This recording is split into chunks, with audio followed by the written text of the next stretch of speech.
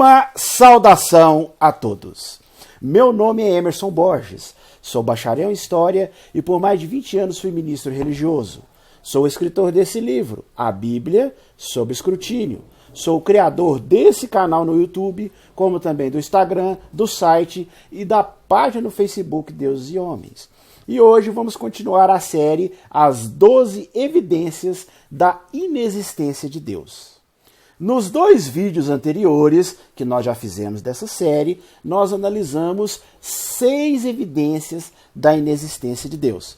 3 evidências no primeiro vídeo e 3 no segundo vídeo. Se você ainda não assistiu os vídeos anteriores da série, eu vou deixar aqui na descrição desse vídeo os links dos vídeos anteriores para que você possa ver as primeiras partes dessa série. E hoje vamos analisar mais algumas evidências da inexistência de Deus. A 7ª evidência da inexistência de Deus é: o governador nega o Criador. Mesmo diante das 6 evidências que nós já apresentamos nessa série, a maioria dos religiosos continua de maneira obstinada a crer na existência de um Criador. E para eles, esse Criador é perfeito. E também é um Criador que se coloca como um governador. Por que eu digo governador? Porque para a maioria dos religiosos, esse Criador, ele se importa com nossas ações. Ele está nos observando. Para eles, quando nós fazemos algo que desagrada a esse Criador, ele fica triste. Ele fica chateado, ele fica magoado. E quando fazemos algo que o agrada, ele fica feliz, ele fica contente. Então, esse Criador, para a maioria dos religiosos, é um Criador que se importa com as nossas ações. Portanto, para a maioria dos religiosos, eles creem num Criador que também, ao mesmo tempo, é governador. Está governando, está nos observando, se importa com as nossas ações. Só que, se formos analisar pela lógica, é impossível um Criador perfeito ser ao mesmo tempo um governador. Por que eu digo isso? Porque um Criador perfeito, se ele é um Criador e a sua criação é perfeita, ela não necessita de um governador. Ela não necessita de uma pessoa para ficar olhando, para ficar observando, para interferir nos assuntos dessa criação, como a maioria dos religiosos acreditam. Que esse Criador, além de ser um Criador, é um governador, que chega até a interferir nos assuntos da humanidade.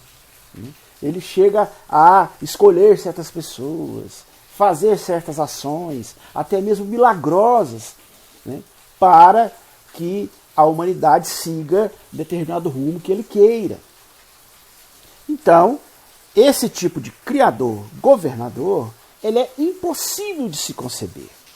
Se o Criador é perfeito e criou uma obra perfeita, se todos os pormenores da sua obra não apresentam nenhum defeito, se o mecanismo dessa criação gigantesca é irrepreensível, se a perfeição não demonstra qualquer suspeita de desarranjo ou avaria, enfim, se a obra é digna de um Criador genial, de um artista incomparável, de um construtor fantástico, que a maioria dos religiosos chamam de Deus, a necessidade de um governador não faria nenhum sentido. É lógico e óbvio supor que uma vez que a máquina é formidável, visto que a máquina que foi posta em movimento é perfeita, não haveria mais necessidade de ficar olhando essa máquina, para tentar evitar acidentes que poderiam acontecer. Se a máquina é perfeita, não há a mínima possibilidade de haver acidentes. Não há a mínima possibilidade dessa máquina não fazer a sua obra da maneira como o construtor imaginou. Não há a mínima possibilidade dessa criação sair do propósito do seu Criador. Então, é impossível nós pegarmos um Criador perfeito e colocarmos junto com um governador. Uma coisa exclui a outra. Percebe como é impossível crermos num Criador que ao mesmo tempo é um governador? Se a máquina é perfeita, raciocinem comigo, é tão simples. Se a máquina é perfeita, é necessário haver um engenheiro, um mecânico para vigiar essa máquina dia e noite, para dirigir, para reparar, para afinar essa máquina? Não, não é necessário. Não é lógico isso. Esse engenheiro, ou esse mecânico, ou esse construtor, ficar olhando uma obra perfeita, ficar vigiando essa obra, não faz o menor sentido, pois ele seria inútil. Não haveria necessidade dele estar olhando essa máquina, né, porque ela é perfeita. No caso de Deus, ficar olhando a sua obra, ficar acompanhando para corrigir se ela sair do rumo. Isso é totalmente sem sentido, porque se a obra é perfeita, ela jamais vai sair do rumo que o Criador tensionou para essa criação. Então, nesse caso, o Deus governador, ele seria inútil. Se o governador existe, é porque a sua intervenção, a sua vigilância é necessária. E a necessidade do governador é um insulto, é um desafio lançado ao Criador, supostamente perfeito. Porque a sua intervenção, né, mostra a incapacidade, a impotência do Criador de criar algo perfeito. Por isso, a conclusão é muito simples. Um Deus governador nega a perfeição de um Deus criador.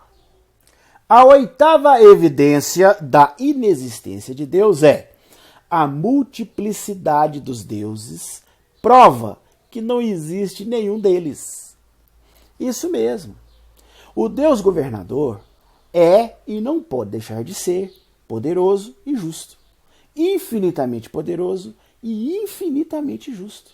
Agora eu afirmo aqui para vocês que a multiplicidade das religiões e os muitos deuses que existem, que são adorados e venerados hoje no mundo, eles atestam, sem sombra de dúvidas, que esse suposto Deus, ele não tem o poder e nem a justiça. Não tem. Pare e pense. Nós vamos falar aqui dos deuses mortos, dos cultos que já foram abolidos e das religiões esquecidas, que, se formos contar aqui, dariam milhares e milhares. Vamos falar só das religiões dos nossos dias. Segundo os cálculos mais bem fundados, há hoje mais de 800 religiões que disputam aí os 7 bilhões de consciências que povoam o nosso planeta. Ninguém pode negar que cada uma dessas religiões reclama para si o privilégio de ser a única verdadeira, autêntica, indiscutível, a única que venera o verdadeiro Deus, e que todos os demais deuses das outras religiões são risíveis, são falsos, né? São uma ilusão. Não é isso que você observa entre os religiosos?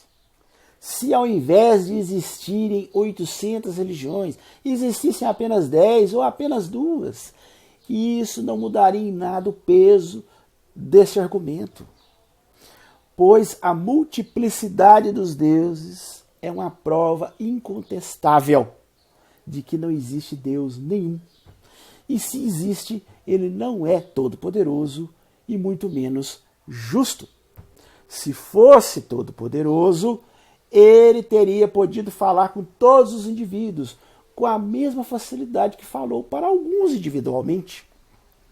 Se ele é todo-poderoso, ele poderia ter se mostrado, sem sombra de dúvidas, de maneira inequívoca a todos os seres humanos, evitando assim que os seres humanos ficassem confusos e perdidos diante de muitos deuses, diante de muitas religiões, diante de muitas maneiras de se adorá-lo e de se venerá-lo. O esforço que esse suposto Deus criador, que os religiosos criaram em suas mentes, se o esforço desse Deus para aparecer a uma pessoa ou algumas pessoas é o mesmo esforço para aparecer a toda a humanidade, por que ele não apareceu a toda a humanidade? Por que ele não se manifestou de maneira clara a todos os humanos? Se ele é todo poderoso, isso para ele era a coisa mais banal, mais simples de fazer. Para um ser humano, não. Um ser humano, ele, devido às suas cordas vocais limitadas, né, ele não tem condições de falar para toda a humanidade, da mesma maneira que ele fala para 10 pessoas. Né, porque o ser humano tem certos limites, mas Deus, esse Deus aí que os religiosos tanto propagam e dizem que existe e ficam dando qualidades a ele, né, segundo os religiosos, ele é todo poderoso. Então ele poderia falar com todos os indivíduos com a mesma facilidade que falaria para alguns poucos. Visto que, segundo a religião, Deus quis se revelar ao homem, ele quis falar com a humanidade, ele quis confiar-lhe os seus desejos, indicar-lhes a sua vontade, fazer-lhes conhecer a sua lei. Então, obviamente, se Deus é todo-poderoso e justo, ele teria que fazer isso a todos os seres humanos, né? A toda a humanidade, e não apenas a um punhado de privilegiados. Mas a gente vê que não foi assim, né? A gente percebe que muitos conhecem Deus de uma forma e outros conhecem de outra forma totalmente diferente. Por exemplo, os religiosos do ramo judaico-cristão acreditam que aquelas revelações ali de Deus a Abraão, né, a Moisés, né, e depois a Jesus Cristo são as revelações corretas para aquele grupo ali, e aquele grupo é que detém os desígnios de Deus, as revelações, né, onde Deus mostrou sua vontade. Mas e há outras partes da humanidade que não tiveram contato nenhum com esse tipo de cultura? Por exemplo, o mundo árabe, que já acredita que o verdadeiro Deus se manifestou, mostrou os seus desígnios a Maomé, naquela caverna, aonde supostamente, segundo os islâmicos, Maomé recebeu de um anjo de Deus as revelações. Então, se existe um Deus todo-poderoso, qual seria o verdadeiro? Aquele que se manifestou a Abraão ou aquele que se manifestou a Maomé? Eu falei aqui de apenas duas supostas manifestações deste suposto Criador, né?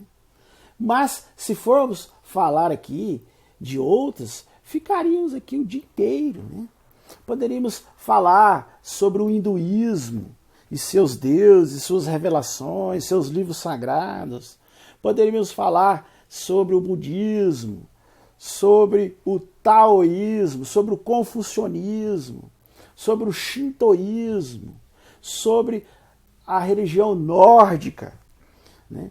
São tantas religiões, são tantos supostos deuses, são tantas revelações, e o interessante é que todas elas, tão contraditórias, né, são revelações que entram em conflito. Muitos religiosos às vezes afirmam, não, mas é porque Deus se revelou de diversas formas para diferentes povos.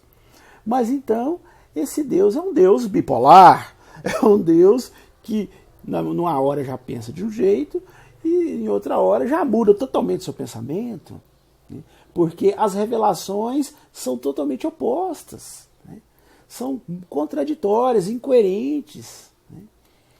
Ele se revela para um povo de uma forma totalmente diferente da maneira que ele se revela para outro povo, né?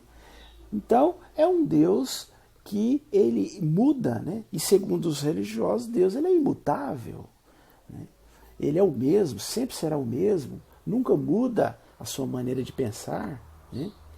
Mas veja que as revelações são totalmente opostas, são totalmente contraditórias, né? Então nós temos duas opções, né? Ou encaramos, né, essas múltiplas religiões, esses múltiplos deuses, como apenas criações da mente do ser humano, né, como algo cultural, né, cada região, cada país, né, cada localidade ali, os homens ali começaram a criar suas próprias deidades através das suas próprias culturas, e por isso surgiram deidades tão diferentes, com revelações tão diferentes. Ou esse suposto Deus é um Deus totalmente bipolar, é um Deus que tem opiniões inconstantes, né? Na mesma hora que pensa de uma forma, já pensa de outra. Porque se analisarmos as diversas religiões, nós vamos ver que elas são totalmente antagônicas, né? Tanto é que elas ficam num eterno conflito. Um conflito, né, muitas vezes, que culminou em guerras sangrentas, né, como nós vimos as cruzadas, né, na Idade Média entre os cristãos e os muçulmanos, que são os islâmicos, né, guerreando, matando milhares e milhares de pessoas, né. Por quê? Porque os cristãos, né, defendiam lá a sua revelação, seu Deus, seu livro sagrado, e os islâmicos, por outro lado, defendiam a sua particular revelação, o seu Deus, o seu livro sagrado, né? E aí são tão conflitantes as ideias, são tão conflitantes esses deuses, são tão conflitantes essas revelações, são tão conflitantes esses livros sagrados, que os seus adeptos chegaram a travar guerras ferrenhas, né, para tentar eliminar um ao outro. Nessas condições, não seria mais sensato pensar que ele não falou a ninguém? E que as múltiplas revelações que são atribuídas a ele, na realidade, são múltiplas imposturas, são múltiplas mentiras. E que, se ele falou a poucos, será que ele fez isso porque ele era incapaz de falar com todos? Se for assim, eu o acuso de impotência. E se não quiser que eu o acuse de impotência, posso acusá-lo de injustiça. É realmente injustiça. É muito injusto pensar em um Deus que se mostra a um número reduzido de pessoas e se esconde completamente das outras. O que pensar de um Deus que fala para uns e para outros guarda o mais profundo silêncio? O que você, religioso, pensa de um Deus assim? Não se esqueça que os representantes desses deuses afirmam que ele é o pai de todos. De todos, qualquer que seja o título, o grau, são filhos desse pai, são amados por esse pai. Mas será que isso realmente se comprova pelos fatos? Será que um Deus que realmente ama todos os seus filhos, ele ia se mostrar apenas a um grupo reduzido? Ele ia se manifestar claramente e verdadeiramente apenas uma parte da humanidade, deixando a outra totalmente na escuridão? Você considera isso justiça? Portanto, não há como fugir dessa realidade. Os muitos deuses e as muitas religiões são uma prova incontestável da inexistência de um Criador. O nono argumento da inexistência de Deus é: Deus não é infinitamente bom. E o inferno prova isso. Exatamente. A maioria dos religiosos, a grande maioria, acredita que o Deus, o Criador, ele é infinitamente bom e infinitamente misericordioso.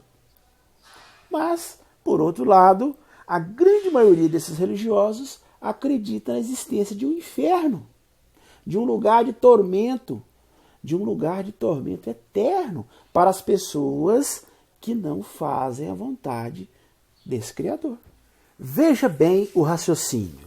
Siga aí comigo o meu raciocínio. Deus podia, porque ele é livre, não ter nos criado, mas resolveu nos criar. Deus podia, porque ele é todo-poderoso, ter nos criado totalmente bons, sem a possibilidade de nos tornarmos maus. Mas não, ele resolveu nos criar com a possibilidade de sermos bons ou maus. Deus podia, porque é bom, admitir a todos nós no seu paraíso, contentando-se, como castigo, com o tempo que nós ficamos aqui na terra, sofrendo, passando por tribulações. Mas não é isso que acontece. Veja bem, segundo os religiosos, Deus, mesmo sendo onisciente, já sabendo tudo que ia acontecer, ele resolve criar um ser humano. Resolve criar esse ser humano com a possibilidade dele ser bom ou mal. Ele poderia ter criado o ser humano com a possibilidade de não ser mal em momento algum, mas ele criou ele com essa possibilidade de ser bom e de ser mal. E ele sendo mal, e Deus sendo onisciente, já sabia quais os seres humanos escolheriam o caminho do mal, ele cria um lugar de tormento eterno para essa pessoa. Uma pessoa que vive aqui na Terra, no máximo 60, 70, 80 anos, por pior que ela seja, né, por maior que seja a maldade que ele tenha cometido nessa vida toda dele, né, o justo, o equilibrado seria que ele sofresse o mesmo período. Mas não, Deus faz com que ele sofra eternamente por alguns anos aqui na Terra que ele supostamente praticou o mal.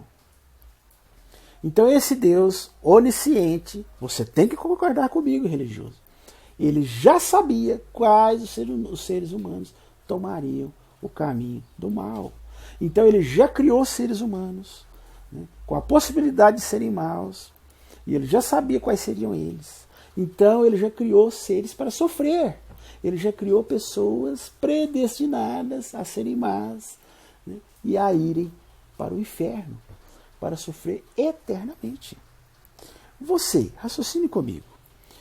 Você aí que está me ouvindo, religioso, você teria coragem de fazer isso? Suponhamos que você fosse Deus. Você, se você resolvesse criar pessoas, você ia fazer desta forma? Você ia criar pessoas já para serem más, com a possibilidade de serem más, né? E você já sabendo quais iriam escolher esse caminho, você ia criar pessoas já predestinadas a serem más e predestinar essas pessoas a sofrer eternamente no inferno? Você teria coragem de fazer isso? Se você tivesse 7 filhos, vamos supor que 6 sejam obedientes e um é mais custoso. Pelo fato desse 7º filho ser mais custoso, você teria coragem de pegar ele e jogar no fogo? E deixar ele queimando ali? E preparar um tipo de fogo que queima ele lentamente, né, sem que ele morra, para que ele fique sofrendo. Né? Deus criou um lugar de tormento onde a pessoa queima e sofre eternamente em angústia, em pavor, em lamento, em choro e ranger de dentes. E isso não é por alguns anos, não, é para sempre. Você aí teria coragem de fazer isso? Você, porque todos os religiosos dizem que Deus, ele é misericordioso, ele é bondoso, ele é justo, né? E nós não, nós estamos longe, né, de ter a bondade de Deus, ter a misericórdia de Deus, ter a justiça de Deus. Mas veja bem, nós, né, não teríamos coragem de fazer isso. Eu creio que você não teria coragem de fazer isso, você aí que está me ouvindo. Se você não tem, isso quer dizer que você é muito mais amoroso, muito mais misericordioso, muito mais bondoso do que esse suposto Deus que é criado pelas religiões. Assim, o Deus dos cristãos, esse Deus que dizem que é cheio de piedade, de perdão, de indulgência, de bondade, de misericórdia, precipita para todos sempre uma parte dos seus filhos, né? Podemos dizer a maior parte, porque segundo a Bíblia são muitos os chamados e poucos os escolhidos, né? Então a maior parte ele manda para um lugar de torturas e suplício, um lugar horrendo, né? O tão famigerado inferno de fogo. Esse é o Deus que você acredita? Esse é o Deus bom e misericordioso que você segue? Pense bem, o número dos salvos, como eu já disse, será ínfimo. São pouquíssimos que serão salvos, segundo a Bíblia, o livro sagrado dos cristãos. Esta afirmação, pense bem, é de uma crueldade tão monstruosa que muitos que acreditam em Deus têm tentado dar um outro sentido a ela. Têm tentado dar uma maneirada nisso aí. Tem alguns religiosos que falam, não, o inferno não existe, isso é simbólico, né? O inferno, na realidade, é ficar longe de Deus, afastado. Aí você fica numa tristeza, numa angústia. O inferno é aqui mesmo, né? Mas o livro sagrado dos cristãos fala claramente no inferno. Jesus Cristo fala inferno. Ele fala, é melhor perder o braço, o olho, né? Se o teu olho te faz tropeçar, lança fora. É melhor entrar sem um olho do que entrar com o olho no inferno, ou como algumas traduções dizem, né, na geena, aonde o fogo consome. Quer dizer, uma declaração clara de inferno. Jesus falava constantemente de inferno. Quando ele fez a parábola das ovelhas e dos cabritos, ele fala que as ovelhas iam para a direita e recebiam a recompensa, e os cabritos iam para o decepamento do fogo eterno. Jesus, inclusive, fala até uma ilustração do rico e o Lázaro, né, onde ele fala claramente que o rico foi para o inferno e o Lázaro foi para o céu. E eles ainda conversaram, né? Diz que o Lázaro ficava suplicando lá em angústia. Né? Se Jesus não acreditasse em inferno, por que ele ia fazer uma ilustração usando o inferno? Se o inferno não fosse algo que ele acreditava, se o inferno fosse algo que Jesus abominava, que ele tivesse repugnância por essa ideia, por que ele ia fazer uma ilustração usando o inferno, retratando o inferno?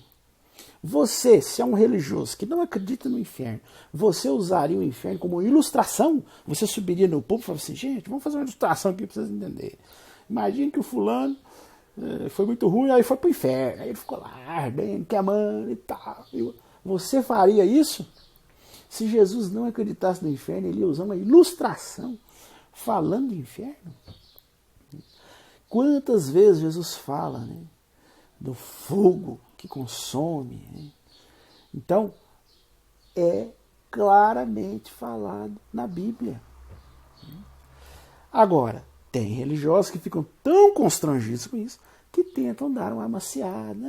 Esse fogo aí é simbólico, né? Isso aí é destruição eterna, só isso, não quer dizer mais nada. Mas veja bem, se formos analisar claramente, a maioria dos religiosos acredita no inferno. E o livro sagrado dos cristãos, que é a Bíblia, fala claramente no inferno. Não só o livro sagrado dos cristãos. O Alcorão, que é o livro sagrado dos muçulmanos, também fala claramente no inferno. No hinduísmo, há também uma descrição do inferno. Portanto, a existência de um lugar de tormento para as pessoas que não fazem a vontade de Deus é uma prova de que Deus não é bom e nem misericordioso. Essa é uma prova clara. A existência de um Deus de bondade é incompatível com a existência de um inferno. Então é mais uma evidência da inexistência de Deus. Bom, essas eram as evidências que nós iríamos falar hoje. Se você gostou do nosso vídeo, não se esqueça de dar o joinha aí no nosso vídeo. Estoura esse like aí para nós de joinhas. Se inscreva em nosso canal, clica aqui no quadradinho que se inscreva em nosso canal, comente, compartilhe e não se esqueça de acionar o sininho de notificações. E se você desejar adquirir o meu livro, eu vou deixar aqui na descrição desse vídeo, como eu sempre deixo nas descrições de todos os meus vídeos, os links aonde você pode adquirir meu livro. Meu livro está à venda nos principais sites de venda de livro, na Cultura, Saraiva, Americana, Submarino, né? E até mesmo meu próprio site. Você pode comprar o meu livro diretamente de mim no meu site www.deuseshomens.com.br. Você pode acessar o meu site, você pode adquirir o meu livro lá no meu site. E o meu site também tem várias matérias que eu escrevo regularmente, notícias, cartoons, né? É muito interessante. Dá uma olhadinha lá, www.deuseshomens.com.br, ok? E se você quiser assistir os outros vídeos da série que nós já fizemos, né?